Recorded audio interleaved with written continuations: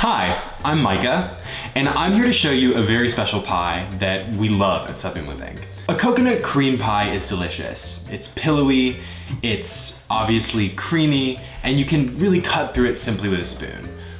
But a coconut custard pie is a little bit more substantive. There's a thick layer of creamy, decadent custard that's flavored with coconut cream, shreds of coconut, and a little bit of coconut extract.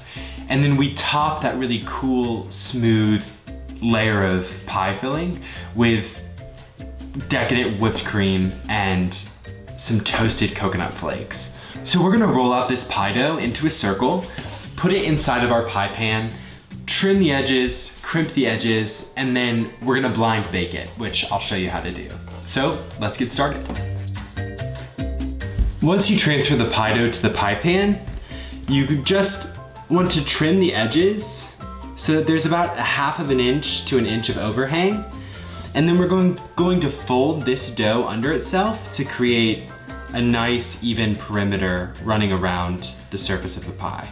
The pie dough that I'm using is actually just Southern Living's single pie pastry recipe, which you'll find in the description below.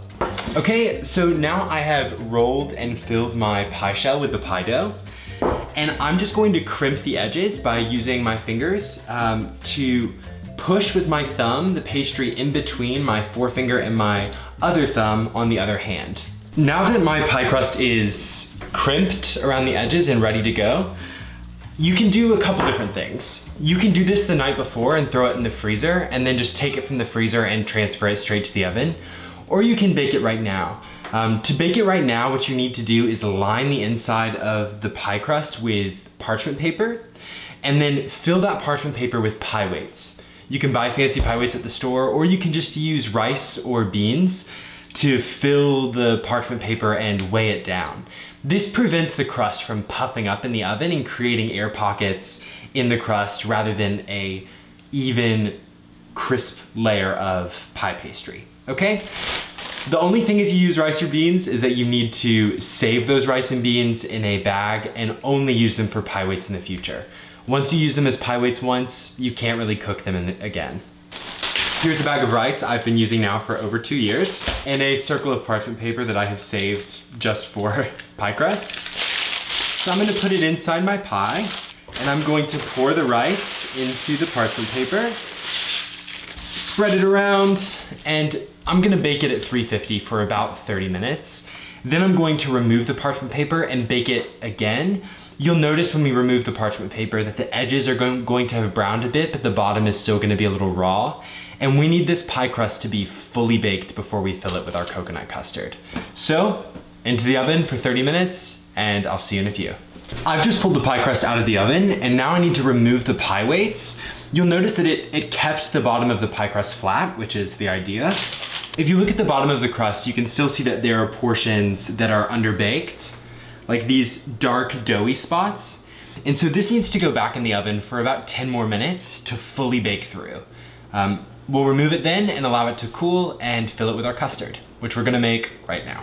A custard filling is made with the combination of dairy and egg yolks, but we're gonna incorporate a couple other ingredients to really amplify the coconut flavor and to make it extra silky. So first, in a medium-sized saucepan, I'm going to add 2/3 cup of granulated sugar, 3 tablespoons of cornstarch, which is a thickening agent that makes the custard set really, really nicely, and then 2.5 tablespoons of all-purpose flour, which does the same thing as cornstarch. And then lastly, I'm gonna add 1/4 teaspoon of kosher salt. And you're just gonna take a whisk and incorporate these ingredients so that everything is well combined. And to this mix, I'm gonna slowly add in 1 cup of whole milk, whisking as I'm incorporating it until the sugar is dissolved into the milk and the flour and the cornstarch are also incorporated. At first, it'll wanna become a thick paste, but just keep adding more milk and it'll dissolve. All right, once these ingredients are all combined, you're going to add the contents of 1 can of coconut cream, not coconut milk. So coconut milk has a higher water content. Coconut cream is just made with more coconut flesh. So it's thicker, it's richer, and it's going to lend an exceptional coconut flavor and texture to this custard. Okay, so 1 can of coconut cream, get every last bit out.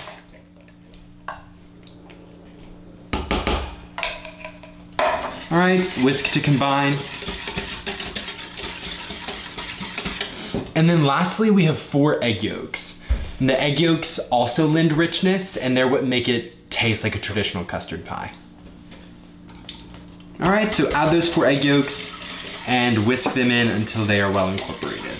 We're gonna transfer this to the stovetop on medium-high heat, and we're gonna whisk it constantly until it thickens considerably. We want to whisk this mixture over medium-high until bubbles appear on the surface, and then we'll lower the heat to medium-low and allow it to keep cooking until it thickens. Now that bubbles are appearing on the surface, I'm gonna lower the heat to medium-low and just keep whisking for another minute. Now that my custard is done cooking, we're going to strain it into a bowl just using a fine wire mesh strainer. And this is just to make sure that we get any cooked egg bits, which hopefully you don't get any, but if in the event that there are a few, the strainer will catch them and it won't end up in your pie. It smells already of coconut from the coconut cream. It's like a really rich, honestly kind of savory coconut smell, but with the sweetened filling being what it is, it will settle into just the most delicious coconut custard. Okay, and so I'm just gonna rub this filling through the wire mesh strainer.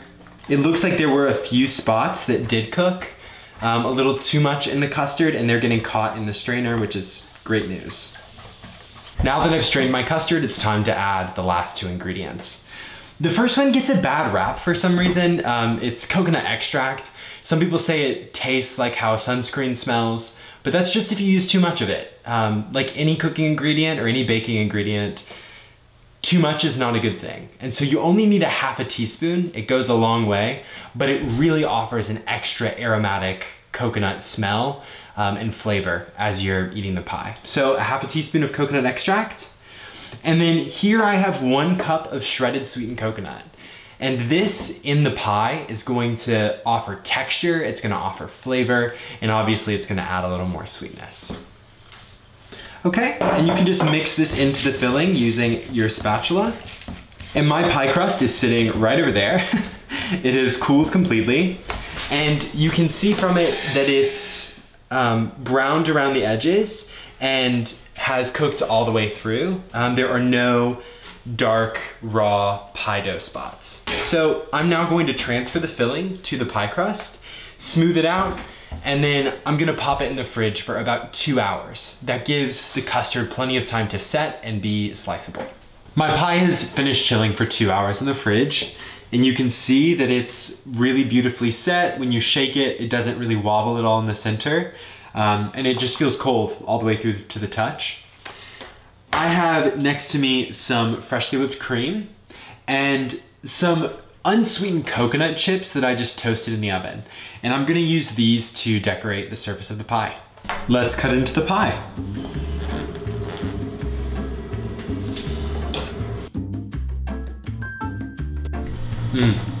The custard is dense and creamy and cool, and it has a similar mouthfeel to like a really wonderful set pudding.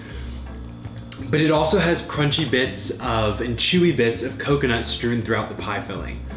And then the creaminess and the pillowiness comes from the whipped cream.